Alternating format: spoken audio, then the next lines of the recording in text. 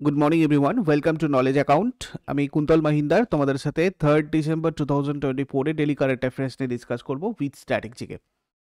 আজকে তোমাদের daily current অ্যাফেয়ার্সের পরে ম্যাথের ক্লাসটাও হবে 9টার সময়, আর এরপরে 10টা 30-এর ক্লাস, 6টার ক্লাস এবং 7টার ক্লাস। প্রত্যেকটা ক্লাসই তোমাদের যেরকম হয় সেভাবে হবে এবং টেলিগ্রামে তোমাদের আমি লিঙ্ক দিয়ে দেবো।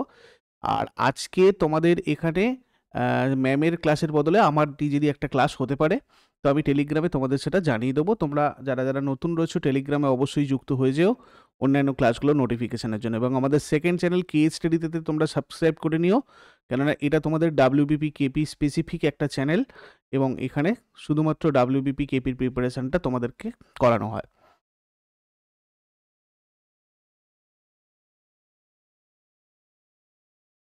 দেখো, আজকের প্রথম প্রশ্ন আমরা যেটা দেখব, আইসিসির সর্বকনিষ্ঠ সভাপতি হিসাবে দায়িত্ব গ্রহণ করেছেন কে?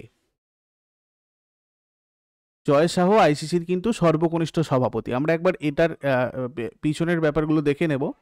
যেমন ধরো, 1 ডিসেম্বরে জয় শাহ আনুষ্ঠানিকভাবে এই আইসিসির নতুন চেয়ারম্যান হবেন, মানে নতুন চেয়ারম্যান হিসেবে দায়িত্ব গ্রহণ করেন। জয় শাহ নিউজিল্যান্ডের গ্রেগ বার্কলের জায়গায় নিযুক্ত হলেন এবং যার মেয়াদ শেষ হয়েছে 30শে নভেম্বর 2024-এ। তার জায়গায় 1 ডিসেম্বরে জয় শাহ আনুষ্ঠানিকভাবে আন্তর্জাতিক ক্রিকেট কাউন্সিলের নতুন চেয়ারম্যান হিসেবে দায়িত্ব গ্রহণ করেছেন। ইনি হচ্ছেন পঞ্চম ভারতীয় যিনি আইসিসির প্রধান এবং 35 বছর বয়সে আইসিসির সর্বকনিষ্ঠ চেয়ারম্যান হয়েছেন। 2019 সালে বিসিসিআই এর সচিব নির্বাচিত হয়েছিলেন, বিসিসিআই সেক্রেটারি, এবং 2022 সালে পুনরায় নির্বাচিত হয়েছিলেন। জয় শাহ 2021 থেকে 2024 সাল পর্যন্ত এশিয়ান ক্রিকেট কাউন্সিলের সভাপতিও ছিলেন।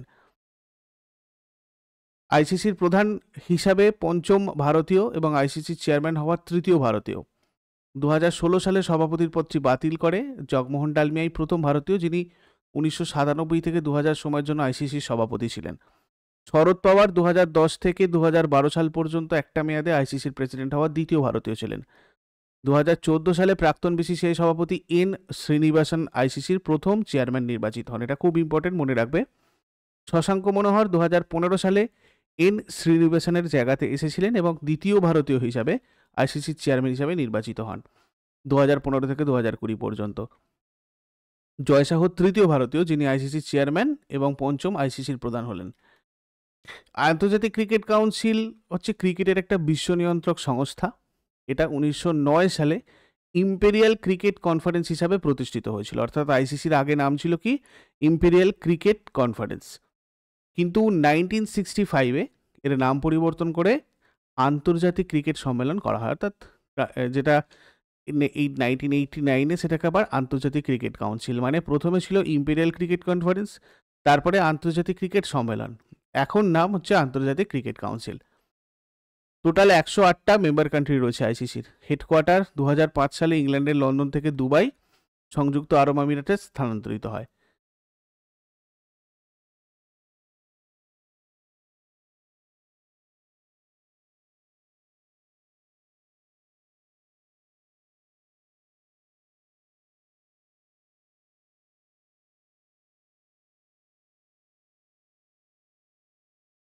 পরবর্তী প্রশ্ন, কে formula 1 Las Vegas Grand Prix championship 2024 শিরোপা জিতেছে?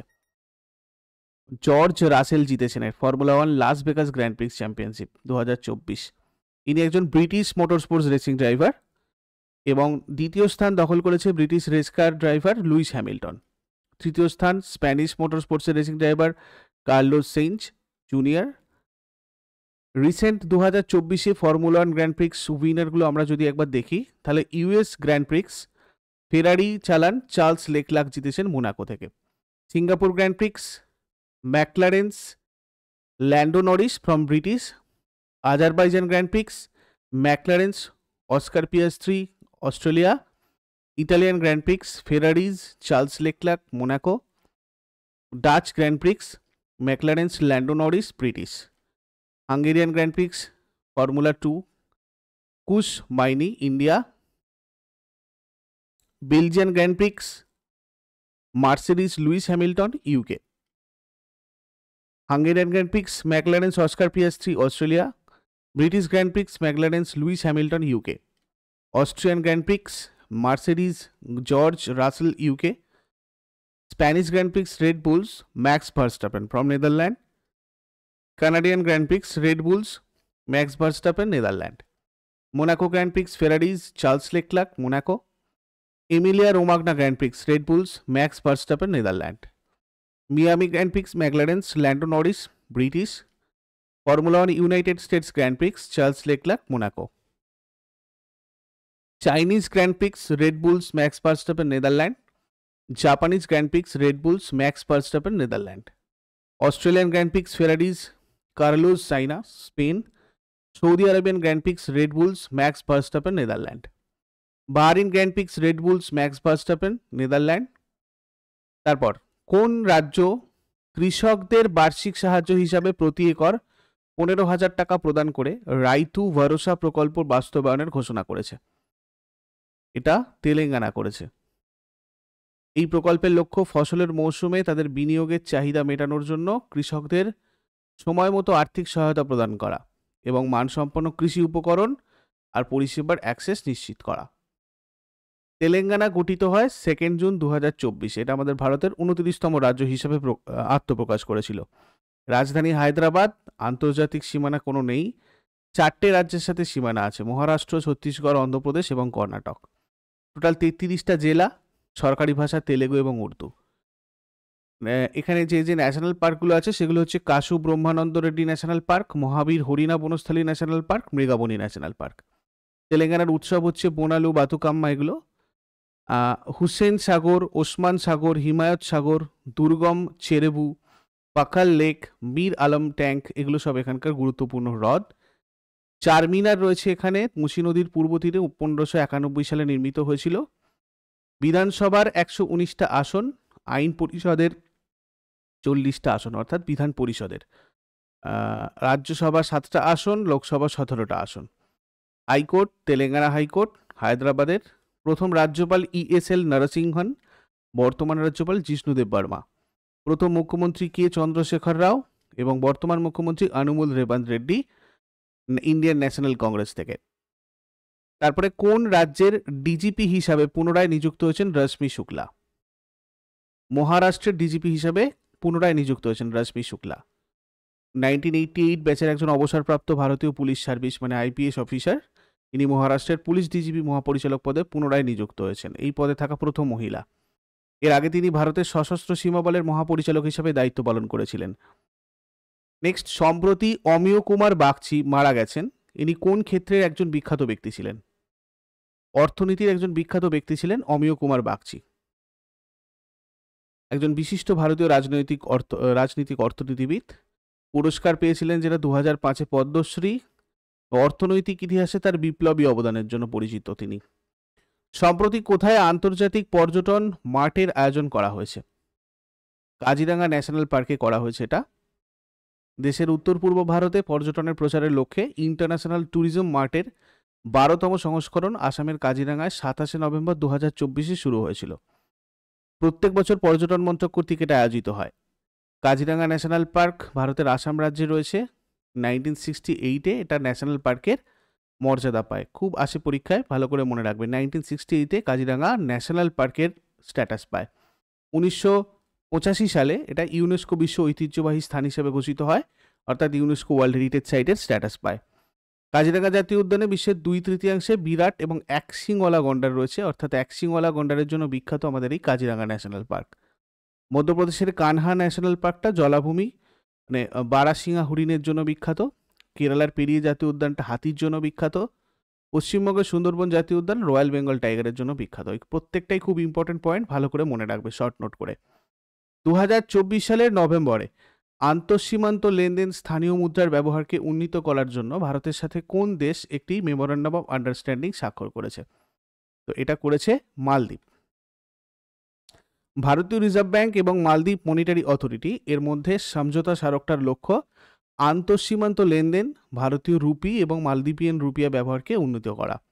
এই কাঠামোর লক্ষ্য স্থানীয় মুদ্রার ব্যবহার প্রচার করে বাণিজ্য আর আর্থিক লেনদেন সহজতর করা, আরও ইজি করা এবং দুটো দেশের মধ্যে অর্থনৈতিক সম্পর্ক আরও জোরদার করা। মালদ্বীপের রাজধানী মালে, মুদ্রা মালদ্বীপিয়ান রুপিয়া, অফিসিয়াল ল্যাঙ্গুয়েজ দিবেহি, রাষ্ট্রপতি মোহাম্মদ মুইজ্জু।